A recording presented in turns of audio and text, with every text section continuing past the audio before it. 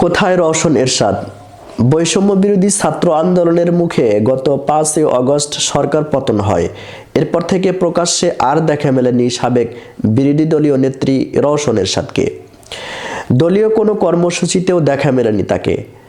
হুসাইন মোহাম্মদ এরশাদের এই সাবেক স্ত্রী হুসাইন মোহাম্মদ এরশাদের এই স্ত্রী তাহলে এখন কোথায়?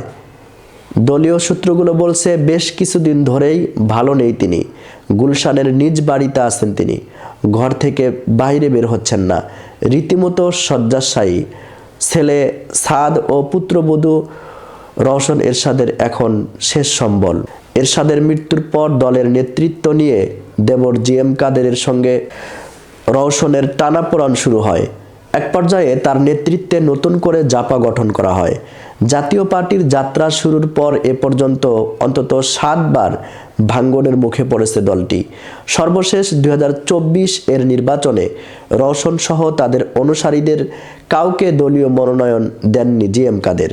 ফলে রওশনপন্থী হিসেবে পরিচিত জাপার হেভিওয়েট নেতাদের অনেক এখন চুপসে গেছে। রওশনকে নিয়ে দলের বেশ কয়েকজন নেতা দলীয় ভাঙ্গন সৃষ্টি করলেও এখন কেউ তার পাশে নেই। এখন রওশন এর কেউ খোঁজ খবর নেন।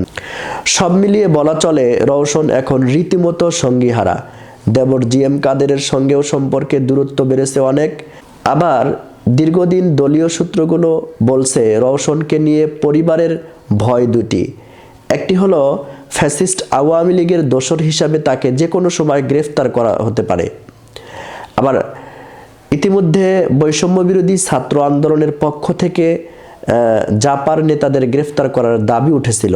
অন্যটি হলো যদি তাকে গ্রেফতার করা হয় তাহলে শারীরিক পরিস্থিতি আরও খারাপ হতে পারে।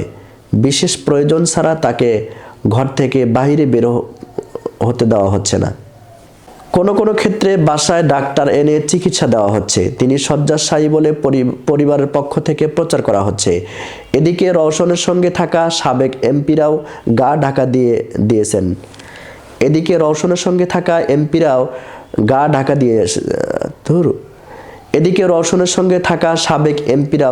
ঢাকা দিয়েছেন। কাজী ফিরোজ রশিদ, সৈয়দ আবুল হোসেন বাবলা, মশিউর রহমান রাঙ্গা, জিয়াউল হক মৃধা অনেকেই এখন তার সাথে আর দেখা করতে আসেন না।